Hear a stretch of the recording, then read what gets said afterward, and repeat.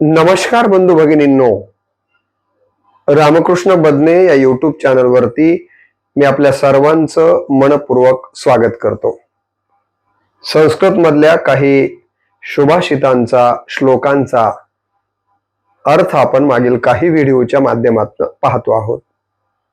आज मला श्रोत्यांच्या संबंधानं जो काही विचार आलेला आहे तो विचार आपल्या समोर व्यक्त करायचा आहे.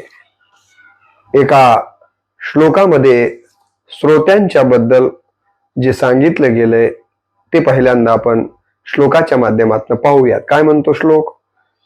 श्रोत्याची लक्षणं सांगतो. श्रोता यस्य ग्रहिताच, श्रोता यस्य ग्रहिताच धारयिताच यः सदा, धारयिताच यः सदा आचरिताच विज्ञेयास, आचरिताच विज्ञेयास श्रोता इति कथ्यते. श्रोता इति कथ्यते असा हा श्लोक आहे. आणि या श्लोकाचा जर आपण सरळ अर्थ पाहिला तर श्रोता कसा असावा याबद्दल या ठिकाणी हा श्लोक सांगतो की श्रोता केवळ ऐकणाराच असावा असं नाही आहे. तर कसा असावा? तर त्यानं ऐकलं तर पाहिजेच वक्त्याचं, परंतु जे ऐकलंय ते ऐकलेलं समजून घेतलं पाहिजे. जो केवळ ऐकत नाहीये तर ऐकण्याबरोबर समजून घेतो, केवळ ऐकतो आणि समजून घेतो असंच नाहीये, तर तो ऐकलेलं लक्षातही ठेवतो. लक्षात आलं का? नुसतं ऐकत नाही तर काय करतो? तो समजून घेतो. नुसतं समजूनच घेत नाहीये तर तो समजून घेतलेलं लक्षात ठेवतो.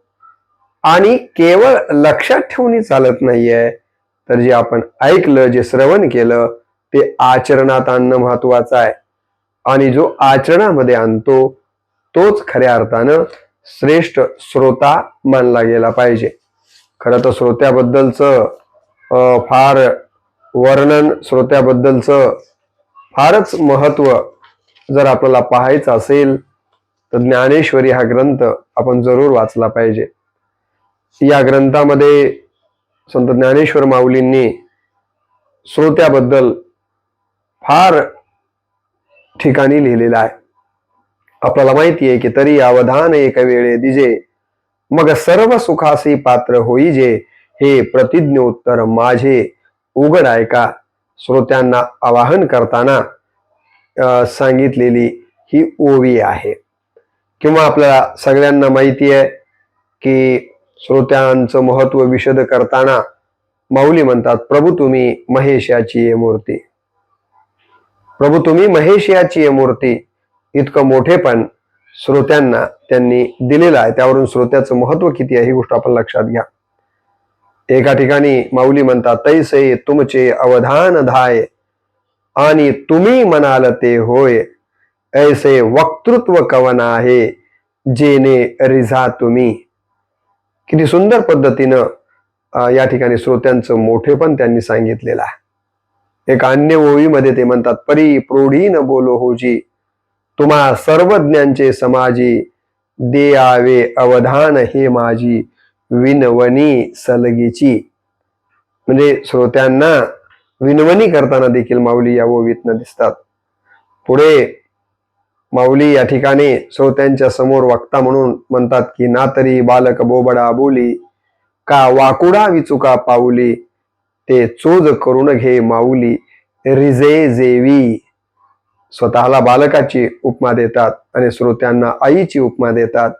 यावरून श्रोत्यांना किती श्रेष्ठत्व माऊलींनी दिलेलं आहे आपल्या लक्षात आल्याशिवाय राहत नाहीये. पुढे एका ओवीमध्ये ते म्हणतात की, अहो अळूमाळू अवधान द्यावे, एतुलेनी आनंदाची राशी बैसावे, बाप श्रवण नेंद्रिय दैवे घातली माळ. किंवा माऊलींची जी ओवी मी सतत माझ्या भाषणामध्ये, माझ्या प्रवचनांच्या मध्ये वापरतो आणि ती मला खूप आवडते. ती ओवी म्हणजे माऊली म्हणतात, अहो चंद्रकांतू द्रवता कीर होय, अहो चंद्रकांतू द्रवता कीर होय, परी ते हतवटी चंद्रिकी आहे, वक्ता तो वक्ताची नोहे, श्रोतने वीन. वक्त्याला वक्तेपणच प्राप्त होत नाहीये जर श्रोता नसेल तर. म्हणून श्रोत्याचं अनन्यसाधारण महत्व माऊलींनी विशद केलेलं आपल्याला दिसून येतं. श्रीमद भागवत महापुराणामध्ये श्रोत्याचे 2 प्रकार सांगितलेले आहेत. एक उत्तम श्रोता आणि दुसरा अधम श्रोता. उत्तम श्रोता म्हणजे चांगला ऐकणारा श्रोता आणि अधम श्रोता म्हणजे जो की श्रवणाच्या बाबतीमध्ये फेल झालेला आहे, नापास झालेला आहे. तर उत्तम श्रोताची काय लक्षणं किंवा उत्तम श्रोताची काही उदाहरणं देऊन या ठिकाणी भागवत महापुराणामध्ये याचं विश्लेषण केलेलं आहे. त्यामध्ये उत्तम जो श्रोता आहे त्याचे 4 प्रकार भागवत महापुराण सांगतं. उत्तम श्रोता तो आहे जो चातकाप्रमाणे आहे. म्हणून चातक हा एक उत्तम श्रोत्याचा काय आहे तर प्रकार आहे. दुसरा प्रकार हंस, तिसरा प्रकार शुक आणि चौथा प्रकार मीन. अशा प्रकारे 4 भेद या ठिकाणी श्रोत्यांची केले गेलेले आहेत. त्यातला पहिला जो सांगितला गेलेला आहे तो आहे चातक. चातक हा उत्तम श्रोत्याचं उदाहरण आहे. ज्याप्रमाणे चातकाबद्दल आपल्याला माहित असेल, चातक हा असा पक्षी आहे की ते पृथ्वीवरलं कुठलंही पाणी पित नाहीये. त्याला कितीही तहान लागू द्या असं सांगितलं जातं की तो पृथ्वीवरचं पाणीच पित नाही. तर तो पाणी कुठलं पितो तर वर आकाशातनं जे ढगातनं थेंब खाली पडतात तर ते वरचेवर ते थेंब तो चोचीमध्ये झेलतो आणि तेच पाणी पिऊन तो जगत असतो. भले तो मरेल परंतु जमिनीवरलं पाणी तो पित नाही आहे. हे चातकाचं विशेषत्व आहे. अशाच पद्धतीनं या ठिकाणी जो श्रोता मुख्य विषयाचं श्रवण करतो, समजा भागवत महापुराण कथा चाललेली आहे, कीर्तन चालू आहे, तर केवळ हा श्रोता चातक नावाचा उत्तम श्रोता काय करेल तर केवळ भगवंताच्या कथेचं श्रवण करेल. बाकी गोष्टींच्याकडं डुंकूनही तो लक्ष देणार नाहीये. कानावर पडलं तरी त्याला काही आत शिरू देणार नाहीये. असा जो उत्तम श्रोत्यातला पहिला प्रकार आहे त्याला म्हणतात चातक श्रोता. श्रोत्याचा दुसरा जो प्रकार सांगितला गेला तो म्हणजे हंस श्रोता. हंस पक्षाचं उदाहरण देऊन उत्तम श्रोत्याबद्दल या ठिकाणी सांगितलेलं आहे. आपल्याला सगळ्यांना माहिती आहे की हंस पक्षाचं विशेषत्व काय आहे तर हंस पक्षी त्याच्या समोर जर आपण दूध ज्यामध्ये पाणी घातलेलं दूध आहे आणि पाणी घातलेलं दूध जर आपण हंस या पक्षासमोर ठेवलं तर हंस पक्षी असं करतो म्हणे की त्यातलं दूध तेवढं पिऊन घेतो आणि पाणी तसंच ठेवून देतो. पाणी तो सेवन करत नाहीये, पाणी पित नाहीये. या पद्धतीनं शुद्ध तेवढंच जो श्रोता श्रवण करतो, बाकीचं जे अशुद्ध आहे, जे की श्रवणाच्या लायकीचं नाहीये, तो श्रोता सोडून देतो.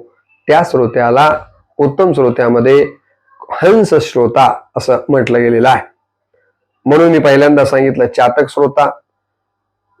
उत्तम श्रोत्यामध्ये दुसरा सांगितलेला आहे हंस श्रोता आणि तिसरं जे सांगितलेलं आहे शुक. शुक म्हणजे पोपट. आपल्याला सगळ्यांना माहिती आहे की पोपट हा प्राणी असा आहे की त्याला जसं शिकवलं तसं तो बोलतो. जेवढं शिकवलंय तेवढंच बोलतो. परंतु तो शिकला जरी असला तरी बोलताना मात्र खूप गोड आणि लढीवाळपणे बोलतो.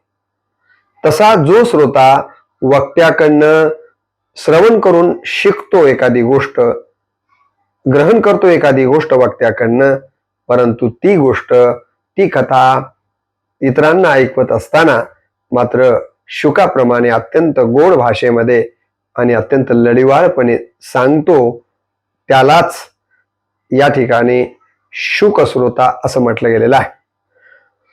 आणि चौथा जो उत्तम श्रोत्याचा प्रकार सांगितलेला आहे त्याला उपमा मीन म्हणजेच माशाची दिलेली आहे. असं म्हणतात की क्षीरसमुद्रातील जो मासा असतो, हा क्षीरसमुद्रातील मासा मौन धारण करून पापण्या न मिटता पाहत राहून दुग्धपान करतो, त्याप्रमाणे जो श्रोता कथा ऐकताना डोळ्यांच्या पापण्याही न मिटता आणि तोंडातून एक शब्दही बाहेर न पडता अखंड कथा सागराचा किंवा अखंड कथा श्रवणाचाच आस्वाद घेत राहतो, तो प्रेमी श्रोता म्हणजेच मीन श्रोता म्हटलं गेलं पाहिजे. तर असे हे श्रोत्याचे, उत्तम श्रोत्याचे 4 प्रकार भागवत महापुराणानं सांगितलेले आहेत. भागवत महापुराण जसे उत्तम श्रोत्याचे प्रकार सांगतात, तसंच हे महापुराण अधम श्रोताबद्दल देखील बोलतं आणि त्याचे देखील 4 प्रकार सांगितलेले आहेत. की अधम श्रोता म्हणजे कमी प्रतीचा ऐकणारा, ज्याला फार चांगले मार्क्स नाही आहे, जसे की आपल्याकडे A grade, B grade, C grade, D grade म्हणतो की नाही, एफ ग्रेड म्हणजे फेल ग्रेड, तसा एफ ग्रेड मधले जे कोणी श्रोते असतील त्यांना आपण अधम श्रोता म्हणूया. जे की ऐकतात परंतु ते फेलेवर आहेत, ऐकून ना ऐकल्यासारखे आहेत. अशा अधम श्रोत्यांचे देखील 4 प्रकार भागवत महापुराण सांगितलेले आहेत. त्यामध्ये पहिला आहे वृक, दुसरा आहे भुरुंड, तिसरा आहे वृष किंवा वृषभ आणि चौथा आहे उष्ट्र. आता एकाबद्दल आपण बघूया. अधम श्रोत्याचा पहिला प्रकार सांगितला गेलाय वृक्क. या ठिकाणी वृक्काबद्दल काय म्हटलंय बघा, की वनामध्ये बासरीचा मधुर आवाज ऐकण्यामध्ये हरिण गुंग असतं. वनामध्ये हरिण त्याच्या कानावर जर बासरीचा आवाज पडला किंवा बिन वाजवलेला आवाज त्याच्या कानावर पडला तर हरिण त्या संगीतामध्ये तल्लीन होऊन जातं. तसा एखादा श्रोता एखादी कथा ऐकण्यामध्ये तल्लीन झालेला असताना मधातच भयानक ओरडण्याने लांडगा जसा त्या हरणाला भेडवतो की नाही, त्याला त्या सुंदर बासुरीचा श्रवणाचा आनंद घेऊ देत नाही, मधात लांडगा कर्कश आवाजामध्ये, भयानक आवाजामध्ये त्या हरणाला श्रवण करू देण्याऐवजी भेडवण्याचं काम करतो. तसाच एखादा मूर्ख श्रोता चांगलं श्रवण हरणासारखं करणाऱ्याला श्रवण न करू देता दिवचित मोठ्यानं बोलतो, असा जो श्रोता आहे त्याला वृक्क श्रोता, अधम श्रोता, वृक्क अधम श्रोता असं सांगितलं गेलेलं आहे. आता या श्रोत्याचा दुसरा जो प्रकार सांगितलेला आहे तो म्हणजे भुरुंड श्रोता. कोणता श्रोता? भुरुंड श्रोता. भुरुंड हा हिमालयामध्ये राहणाऱ्या पक्षाचं नाव आहे. मला वाटतं वृक्क म्हणजे लांडगा असेल, तर भुरुंड हा हिमालयामध्ये राहणाऱ्या पक्षाचं नाव आहे. असं म्हणतात की हिमालयाच्या शिखरावर असलेला भुरुंड नावाचा पक्षी कोणाची तरी उपदेशपर वाक्य ऐकून तसेच बोलतो. भुरुंड या पक्षाचं वैशिष्ट्य काय आहे, तर तो कुणाचं तरी ऐकतो आणि जसं ऐकलंय तसंच तो बोलतो.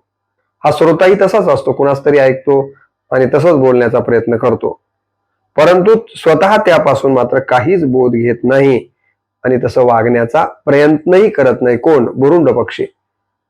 एकतर तो काय करत नाही, ते ऐकल्याप्रमाणे ऐकल्यापासून काही बोधही घेत नाही आणि तशा प्रकारे वागतही नाहीये. फक्त इतरांकडून ऐकलेलं उपदेशपर वाक्य ऐकून नुसतं बोलत राहतो.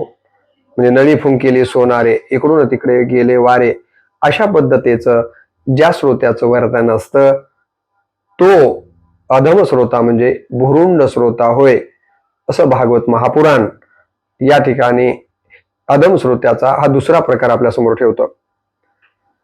तिसरा जो अधम श्रोत्याचा प्रकार सांगितला गेलेला आहे तो वृषभ असंही म्हटलं जातं. वृषभ म्हणजे बैल, बैलाला वृषभ म्हटलं जातं. हा अधम श्रोता कसा आहे, तर बैलासारखा आहे. असं म्हणतात की बैलाच्या समोर द्राक्ष आणून देत किंवा कडवट पेंड ठेवून दे, तो जसा चवीनच खातो, त्याच्यात त्याला भेद करता येत नाहीये चवीमध्ये, तसा जो श्रोता सांगितलं ते सगळंच ऐकत राहतो, हे सार आहे का, हे आसार आहे का, हे काय आहे, तत्व आहे का, दृष्टांत आहे का, कसलाच भेद न करता ते बैल जसं समोर येईल ते बिना चवीचं खात राहतो, तसा हा श्रोता आलेलं सगळं श्रवण करत राहतो. असा जो अधम श्रोता आहे त्या श्रोत्याला वृष्य अधम श्रोता असं म्हटलं गेलेलं आहे. आणि म्हणून अधम श्रोत्याचा हा तिसरा प्रकार आहे, ज्याला अवृष्य असं म्हटलं गेलंय.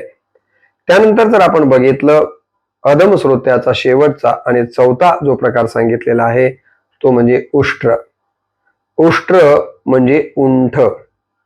उंठाला काय म्हटलं जातं? उष्ट्र म्हटलं जातं. तर हा चौथा जो अधम श्रोत आहे तो उंठाप्रमाणे आहे. म्हणजे काय? उंटाची विशेषता काय आहे? तर उंटाची विशेषता ही आहे की उंट या ठिकाणी आंबाच्या झाडाची पानं खात नाही, आंबे खात नाहीये, तर काय खातो? कडुलिंबाचा पाला चगळतो. त्याला गोड आंबे चालत नाही आहेत, पण कडुलिंब मात्र त्याला चालतो. त्याप्रमाणे ज्या श्रोत्याला भगवत कथे ऐकण्यामध्ये रस नाही आहे, त्याच्या सांगितलेल्या संसाराच्या गोष्टी, नवरा बायकोच्या कथा, विनोदी प्रसंग, म्हणजे असं इंद्रिय चालवणाऱ्या गोष्टी, याच गोष्टी त्याला आवडतात. परंतु भगवंताचा अमृतमय कथा, अमृतमय भजन त्याला ऐकू वाटत नाहीये. असा जो अधम श्रोता आहे तो कसा आहे? तो उंठाप्रमाणे आहे, असं या ठिकाणी भागवत महापुराण सांगतं. आणि म्हणून अधम श्रोत्यांच्या मध्ये त्यांनी वृक, भुरुंड, वृष आणि उष्ट्र असे 4 प्रकार सांगितलेले आहेत. तर उत्तम श्रोत्यांच्या मध्ये चातक, हंस, शुक आणि मीन अशा प्रकारे 4 प्रकार उत्तम श्रोत्याचे सांगितलेले आहेत. आणि म्हणून खरं तर उत्तम श्रोता तो असतो की जो नुसतं ऐकत नाहीये, अवधान याचा अर्थ ऐकणे नाहीये, लक्षपूर्वक ऐकणे. अवधान या शब्दाचा अर्थ फक्त श्रवण करणे नाहीये, तर नुसतं श्रवण करायचं नाही, लक्षपूर्वक श्रवण करणे, तरी अवधान एक वेळे दिजे, हे जे म्हटलंय. तसं जो केवळ ऐकतच नाहीये, तर जे त्यानं ऐकलंय ते समजून घेतो. कारण कसं आहे की ज्या पद्धतीनं सांगितलं गेलं आणि ते बस उगी मान डोलवली आणि पुन्हा विचारलं काय सांगितलं, तर म्हणाले काय माहिती नाहीये. म्हणतात ना, रात्री रामायण ऐकलं आणि सकाळी विचारलं काय म्हणतंय रामायण, रामाची सीता कोण होती, आणि हा श्रोता म्हणतो रामाची सीता आई होती. म्हणजे याचं त्या रामायणाच्या श्रवणामध्ये लक्ष आहे का? तर नाहीये. म्हणून कथा नुसती ऐकायची नाहीये. कुठलंही बाब असो, वर्गामध्ये असणारा विद्यार्थी असो, श्रोता म्हणून बसलाय ना, तर नुसतं ऐकायचं नाहीये, तर वक्त्यानं जे सांगितलं ते समजून घ्यायचं आहे. आणि नुसतं समजून घेऊन तरी काय उपयोग आहे का? मी यापूर्वी याच व्हिडिओमध्ये म्हणालो ना की लक्षात ठेवलं पाहिजे, नाही तर नळी फुंकिली सोनारे, इकडून तिकडे जाए वारे किंवा गेले वारे, काहीच नाही. कहाँ गए तो कहीं भी नहीं, और क्या लाया तो कुछ भी नहीं, अशी अवस्था होऊ शकते. म्हणून जे सांगितलंय ना ते समजून घ्या. आणि एकदा आपण समजून घेतलं ना की मग ते लक्षात राहायला कठीण जात नाहीये. मुळात आपण समजून घेत नाहीत आणि म्हणून ते आपल्या लक्षात राहत नाहीये. समजून घेतल्याच्या नंतर का लक्षात राहणार नाहीये? नक्कीच लक्षात राहील. आणि म्हणून उत्तम श्रोता तो आहे की जो नुसतं ऐकत नाही, तर जे ऐकलंय ते समजून घेतो. नुसतं समजूनच घेत नाहीये, तर ते लक्षात ठेवण्याचं काम करतो. आणि फार महत्वाची गोष्ट आहे लक्षात ठेवण्याची. आणि एकदा का आपण त्या वक्त्याचं ऐकून समजून घेतलं, लक्षात ठेवलं, लक्षात ठेवणं म्हणजे काय? अरे यार, आपण या पद्धतीनं वागलं पाहिजे, आपण या पद्धतीचं आचरण केलं पाहिजे असा आपल्या मनाला आदेश त्या लक्षात ठेवण्यामुळे मिळतो. आणि मग आपलं मन आणि इंद्रिय जे आपण ऐकलंय, जे चांगलं ऐकलंय, जे मानव कल्याणाचं ऐकलंय, जे आपल्या आत्मउद्धाराचं ऐकलंय, त्यानुसार आचरण करायला लागतो. नाहीतर आपण ऐकलं या कानानं आणि या दुसऱ्या कानानं सोडून दिलं, त्याच्याबद्दल न तर ते समजून घेतलं, न तर ते लक्षात ठेवलं, तर मग आचरणात आणण्याचा काही प्रश्नच उद्भवत नाहीये. मला कधी कधी अशी चिंता वाटते की आपण पहिलीपासून आपल्या सगळ्या विद्यार्थ्यांना प्रतिज्ञा आपण ऐकवतो, भारत माझा देश आहे, सारे भारतीय माझे बांधव आहेत, असं आपण स्वातंत्र्यापासनं ही प्रतिज्ञा प्रत्येक विद्यार्थ्याकडनं म्हणून घेऊन देखील आज जर आपण विशेषत्वानं महाराष्ट्रामध्ये मागच्या 1-2 वर्षामध्ये जी जातींच्या मध्ये भांडणं झाली, वेगवेगळ्या जातींच्या मध्ये आज ज्या भिंती उभ्या केल्या जात आहेत, माणसाच्या कर्माप्रमाणे, माणसाच्या आचरणापेक्षा त्याची जात ठळक बनताना दिसते आहे. आणि असं जेव्हा घडतं तेव्हा मात्र असं वाटतं की आपण नेमकं इतक्या महाराष्ट्रामध्ये सप्ताह होतात, इतक्या भागवत कथा होतात, इतके आध्यात्मिक कार्यक्रम होतात, संतांनी तर सतत जातीयतेचा विरोध केला. एक तर आपण ते नीट ऐकलं नाही आहे, ऐकलं असेल तर ते समजून घेतलं नाही आहे, समजून घेतलं नसेल तर लक्षातही घेतलं नसेल, आणि आचरणात आणण्यातही आपण कमी पडतो आहोत. आणि म्हणून अशा घटना घडतायत.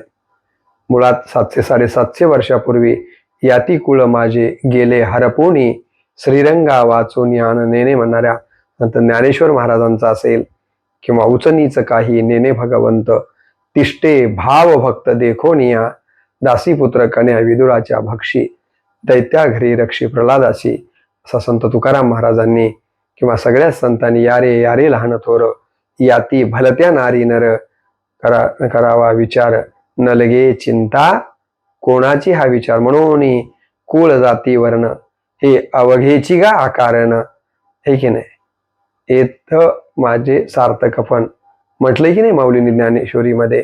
तर या पद्धतीचा विचार आपण केवळ श्रवण केला, तो समजून घेतला नाही, लक्षात तर ठेवणं दूरच आणि त्यानुसार आचरण करण्याचा तर विचारही आपण केलाय की नाही असा प्रश्न हे सगळं वातावरण बघून आपल्याला झाल्याशिवाय राहत नाही आहे.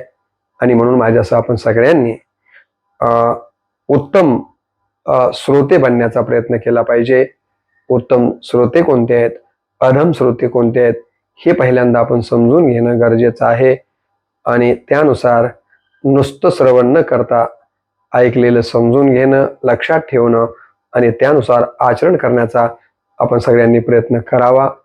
तो केला जाईल अशा प्रकारची नम्र अपेक्षा व्यक्त करून जवळपास 950 पेक्षा अधिक व्हिडिओ मी माझ्या रामकृष्ण बदने या यूट्यूब चॅनलवरती अपलोड केलेले आहेत, वेगवेगळ्या विषयांच्या अनुषंगानं.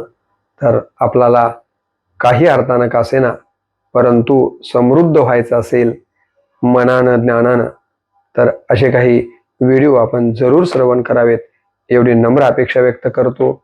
आणि माझ्या या वाग्यज्ञाला आपण श्रवणाचा आशीर्वाद द्यावा आणि जास्तीत जास्त लोकांपर्यंत हे व्हिडिओ पाठवून, सबस्क्राईब करून, लाईक करून आपला प्रभू तुम्ही महेश याची मूर्ती हा आशीर्वाद माझ्या डोक्यावरती असू द्यावा एवढीच नम्र अपेक्षा व्यक्त करतो आणि व्हिडिओला याच ठिकाणी पूर्ण विराम देतो.